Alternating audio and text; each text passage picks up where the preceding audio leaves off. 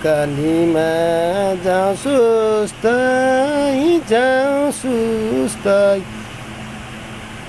उकालीमा जाउँ सुस्तै नबोल्नेलाई बोलाउने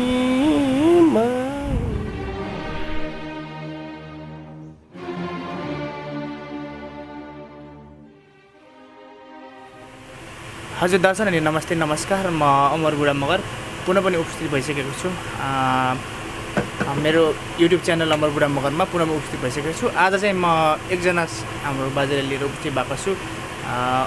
हजुरले हेरिसक्नु भएको छ, हाम्रो फ्रेममा दुईजना साथीहरू छौँ र मैले चाहिँ आज चाहिँ उहाँको पारिवारिक समस्याको बारेमा र उसको बारेमा केही हल्का जान्न खोजिरहेको छु हाम्रो बाजेसँग।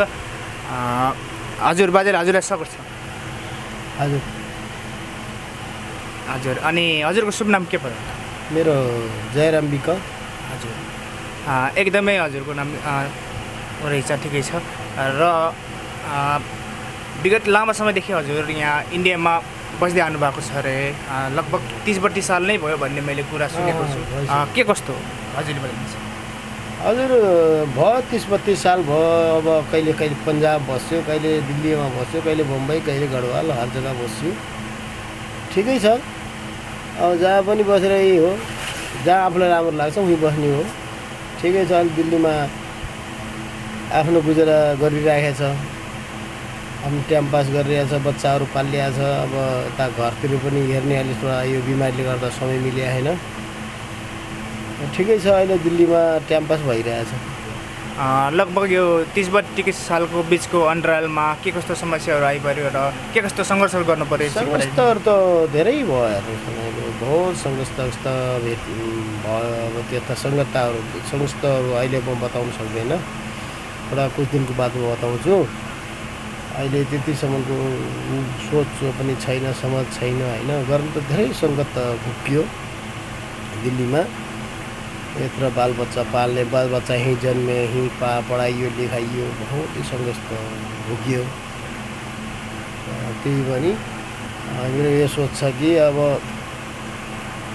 नेपालमा गएर पनि गुजारा नहुने सोच भइरहेछ। त्यही भएर अहिले जो बच्चाहरू जस्तै 11-10-11 पढिरहेछन्, यिनीहरूको पढाइ गराएर र पढाइ अरू 12मै 11मै त मतलब पढाएर त्यहाँबाट नेपालतिर जाने भन्ने मेरो यो सोच भइरहेछ। र जस्तै अहिले त लकडाउनको पनि यहाँ धेरै महामारी चलिरहेको छ। के कस्तो लकडाउनमा के कस्तो घरहरू, पारिवारिक समस्याहरू र खाना खर्चहरू, केही त्यस्तो केही समस्याहरू कसरी टार्नुभएको छ हजुर? समस्या छ, हेर्नुहोस् अब के गर्ने। जसरी एउटा गार्डको नोकरी मिलेको थियो, त्यसमा अब टाइम पास जस्तै गरेर त्यसमा अब 10-11 हजार मिल्छ, त्यसैबाट अब गुजारा गरिरहेछ। अब बाहिरबाट कमाइ छैन, त्यसैबाट कहिले ऋण कर्ज पनि लागेको छ, कमसेकम 10-15 हजार रुपियाँ होइन। छोटा मोटा अब काम पनि गरिन्छ। अब त्यस्तो गरेर हामीले गुजारा गरिरहेछौँ। अनि अब यो अगाडि भर्खर अब तपाईँको लकडाउन खुलिरहेछ, यसमा अब हेरौँ के भयो, के हुने भने अहिले केही थाहा छैन। र हजुरले त दुईवटा बिहे गर्नु भएको रे होइन? दुईवटा बिहे गर्दाखेरि के कस्तो महसुस हुँदैछ र के कस्तो समस्याहरू आइपर्दो रहेछन्? महसुस त बहुत ठुलो छ। हेर्नुहोस् अहिले यहाँदेखि गाउँ पनि गइया छैन। अहिले 2 लकडाउन भइसक्यो। यही लकडाउनले गर्दा समस्या परेर त्योभन्दा पहिला त हजुरले पनि देखिरहनु भएको थियो, हामी गइरहन्थ्यौँ आइरहन्थ्यौँ। यो लकडाउनले गर्दा कमाइ छैन, अगाडि बिजनेस अब केही आफ्नो केही जस्तै आफ्नो काम चलेको छैन। यस्तै समस्याहरूलाई जस्तै अघिल्लो लकडाउनको यो लकडाउनमा तिरियो, यो लकडाउन भयो, यो लकडाउनमा तिर्नुपर्ने अब समस्या भइरहेछ। कहाँबाट तिर्ने, कामधाम छैन। हजुर हजुर जस्तै भनौँ हजुरले अब दुईवटा बिहे गर्नुभएको होइन? दुईवटा बिहे गर्नुभएको, दुईजना साथमै हुनुहुन्छ कि अलग अलग हुनुहुन्छ? एउटा नेपालमा छन्, एउटा यहाँ छन्। नेपालमा अलि त समस्या भन्दाखेरि यहाँ अब अर्काको देशमा भएर यहाँ हेर्नु परेको छ। नेपालमा त आफ्नो घर छ, दवार छ, जग्गा छ, जमिन छ, हर कुछ छ। त्यही भएर अलि जब समस्या त अब दुईतरै छ। त्यही पनि अब मेरो सोचै भइरहेछ कि अब यसै थोडा जमिन ल्याएको थिएँ मैले यहाँको घर बेचेर। त्यो घर बेचेर जमिन डाङमा ल्याउँदाखेरि र त्यो पैसा तिर्न हुँदाखेरि म अहिले नेपाल पनि आफ्नो उहाँको परिवारलाई मिल्न सकेको छैन। हजुर हजुर यहाँ पनि यहाँ त अब हेरिरहेको छु होइन। हजुर त्यही पनि यो सोच छ यो दसैँमा बहुत कोसिस छ कि नगई एकचोटि गएर हजुर भएसम्म छोरा बुहारीहरू छन् उनीहरू उहाँ बस्छन्, ऊ बुढीले एकचोटि लिएर हजुर सँगै यसो डाङतिर पनि घुमौँ, यता उसलाई पनि घुमाइदिने भन्ने मेरो सोच भइरहेछ। हजुर हजुर हजुर एकदमै। र हजुरले त दुईवटा बिहा गर्नुभएको रहेछ होइन? दुईवटा बिहा। र हजुरको बालबच्चाहरू छोराछोरी कति छ? छोराहरू 5 भाइ छोरा छन्, यता 2टा उता 3टा। हजुर छोरीहरू उता 3टा यहाँ यता पनि 3टा। हजुर 6 बहिनी छोरी, हजुर 5 भाइ छोरा। हजुर हजुर एकदमै। र मैले यति कुरा सोद्धा हजुरलाई बिचमा के कुरा राख्न चाहेँ भन्दाखेरि र जस्तै भन्छ नि अब दुईवटा बिहा गरिसकेपछि त अब घरमा अब दुईवटा ऊहरू लडाइँ झगडा गर्नेहरू हुन्छन्, त्यस्तो केही त्यस्तो छ? नै हुन्छ नि त्यो त थोडा बहुत। अब देख्नु अहिले म पहिला बराबर अब महिना जस्तै खर्च पठाइन्थेँ, जस्तो गइरहन्थेँ, उनीहरू खर्च दिइरहेको थिएँ। त अहिले यहाँ त छैन, उताबाट थोडा जवाब आएको छ होइन। मेरो सोच छ कि चलो दसैँमा गएर मेरो के सोच भएर छोरा बुहारी भइसक्यो, छोरा बुहारीले उता सम्हालेपछि 2टा बुढीहरूलाई यसो यतैतिर लिएर घुमाइदिउँला, बसौँला, हामी त जहाँ पनि बुढापा मान्छे कहीँ पनि जिन्दगी गुजारौँ ल भन्ने सोच भइरहेछ। र यसै सन्दर्भमा मैले अर्को के कुरा राख्न चाहेँ भनेपछि मैले सुनेको कुरो हो होइन, सुनेको कुरो हो तर हो कि होइन हजुरको मुखबाट एकचोटि प्रकाश त गरिदिनु होला। र बिचमा तपाईँ त्यस्तो केही केसमा पसेर केही कारागारतिर पनि जानुभएको अरे भन्ने एउटा कुरा मैले सुनेको थिएँ, यथार्थ हो? हो गएको हो। त्यो एउटा मोबाइल चोरीको मोबाइल रहेछ। त्यो मोबाइल किन्दाखेरि मलाई एउटा केस लागेको थियो। म दिल्लीको जेलमा गएको थिएँ। 36 महिना म जेल भोगिरहेको। जेलमा धेरै दुःख भयो। त्यस्तो दुःख यस्तो नरक हुँदैन रहेछ त्यो यो जेल भन्ने। र कहिले पनि त्यही भन्छु मैले कि कसैलाई पनि सम्झाउँछु कि यो यस्तो नरकमा जाने रिस्क नगर्ने। रिसले आफूलाई खान्छ, बुद्धिले अर्कोलाई खान्छ भनेर त्यो काम नगर्ने आजबाट। रिसले आफूलाई खान्छ, बुद्धिले अर्कालाई खान्छ। रिसको काम कहिले गर्नु हुँदैन। राम्रो आफ्नो रिसलाई थामेर कुराकानी गर्ने अनि त्यो फाल्तु जस्तै भन्नुपर्दाखेरि हाम्रो एउटा सन्देशमूलक पनि हो होइन? यो सन्देशमूलक हो। हामीले जस्तै अरू कसैले फसाउन सक्छ, अरू कसैले फसाउन लडाइँ फराक गर्न सक्छ, जस्तै मोबाइलहरू दिएर केही गरेर अरू फसाउन सक्छ होइन? यो चाहिँ हाम्रो जति पनि हेरिराख्नु भएको मलाई एउटा सन्देशमूलक नै हो भन्नुपर्छ। त्यही यो फसाउन सक्छ कसैले। हजुर त्यही भएर त्यो अब त्यस्तो मान्छेलाई यसो हेर्नु पऱ्यो कि मलाई फसाउने खालको छ कि, अनि कोही त्यो भएर त्यो मान्छे त चल्ने बस्ने उठ्ने नगर्ने त्यस्तै किसिमले चल्नु पऱ्यो। किनकि म त्यस्तो किसिमले फसेर अब त्यो जेलमा परेर फर्केर आउँदाखेरि अब मलाई थाहा भएर म त्यस्तो हिसाबले चल्दैन।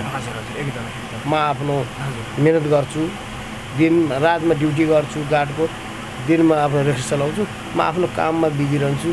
आफ्नो बरु साँझ आएर यसो नास्ता पानी गर्छु, बुढीहरूले खाना पुगाइदिनु। यो मिहिनेत गरेर खाएको ठिक छ। अब फाल्तु टाइममा घुमेर त्यो उल्टा सिधा बात सुन्ने, उल्टा सिधा अब भयो भने यो यही हो।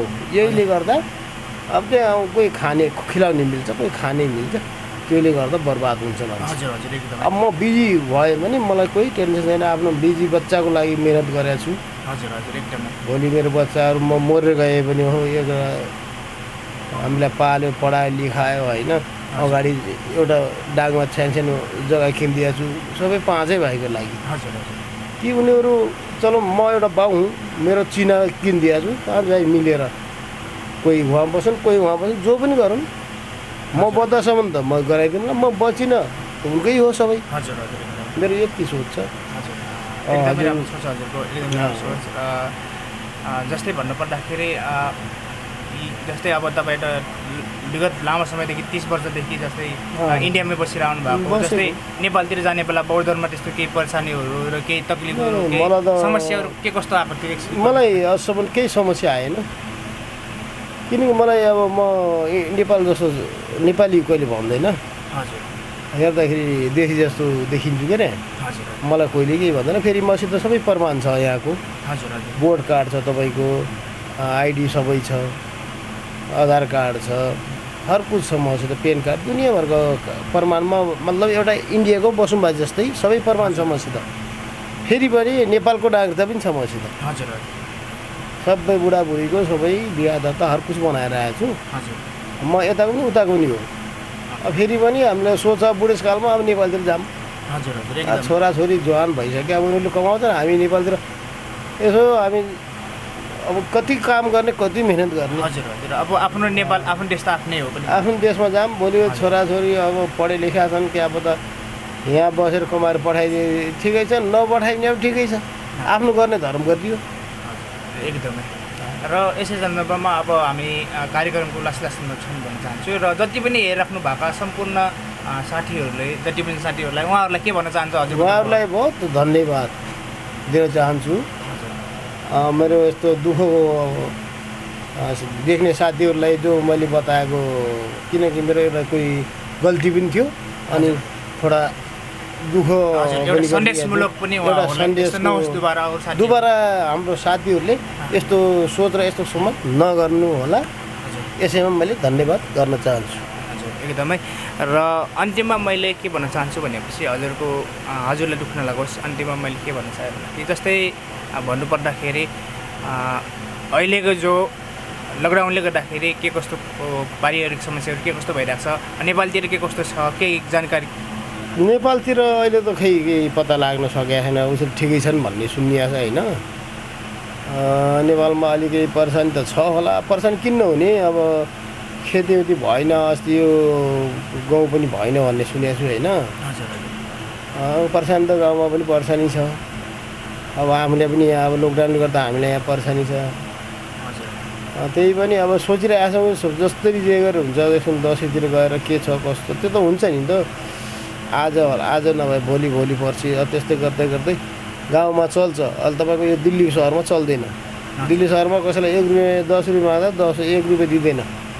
र यो दिल्लीको सहरमा बस्दा दिल्लीको सहरमा जस्तै महँगाइहरू के कस्तो, रासनहरू के कस्तो मिल्छ? दिल्लीमा त बहुत महँगो छ, हेर्नुहोस् 165 रुपियाँ लिटर तेल, 750 800 रुपियाँ, 850 750को चावलको कट्टा 25 किलोको, यति महँगो छ। अब यो आटा छ 28 रुपियाँ किलो, सब्जी भन्नुहुन्छ भने 30-40 रुपियाँ भन्दा तलतिर छैन। अब यति महँगो सामान किनेर हामीले यति कमाइ छैन, कसरी गुजारा गर्ने, बहुत मुस्किल छ। फेरि पनि केही सानोतिनो रोजगार पाइन्छ, त्यही भएर हामी दिल्लीमा बसिरहेछौँ। नेपालमा अहिले जाने बित्तिकै रोजगार पाइँदैन, अब खेतमा खाने हो, खेतमा छैन भने त अब परेसानी आउँछ। अब त्यही हो, नुन गुजन कुट्ने खाने। अब भोक त यो पेटले त भोक राख्न सकिन्न, हेर्नु भोक लाग्यो भने त त्यसै पनि खाइन्छ भोकले। त्यही पनि चलो यहाँ एउटा सानोतिनो चलिरहेछ। र फेरि पनि अब सोच के भने आफ्नो नेपालतिर गएर अब बुढेसकालमा या कोही पढे लेखेका बच्चाहरू भए पनि नेपालतिरै गएर आफ्नो गरौँ भन्ने मेरो सोच त थियो। यो लकडाउन र कोरोनाको बिमारीले गर्दा बहुत पछाडि गइयो। नत्र मेरो सोच त अब अघिल्लै लकडाउनकै जाने प्लान थियो। आफ्नो गएर आफ्नो बिजनेस गर्ने, बच्चा बच्चीले उतै पढाउने, उतै अब केही बनाउँला, अगाडि केही बढौँला भन्ने सोच थियो। अब के गर्ने, अब यस्तै समस्या आइरहेको छ, यस्तो समस्याहरूलाई अब हुन्छ सुन्ने मेरो। हजुरले अब टाइम दिनुभयो, यतिमा टाइम दियो, हजुरलाई धन्यवाद पनि भन्न चाहन्छु। र जाँदै हजुरले भन्छ नि अब जस्तै मनोरञ्जनको लागि पनि जाँदै हजुरले म रिक्वेस्ट गर्न चाहन्छु हजुरलाई, जस्तै बुढापाकाहरूले अब पहिला त गीत गाएर हिरोतिर गएर गीत गाउने केही हजुरले सानो गीत गाइनुहुन्छ कि हजुरलाई मैले निधि गर्न चाहेँ? गीत गाउनु त खै मुस्किलै हो।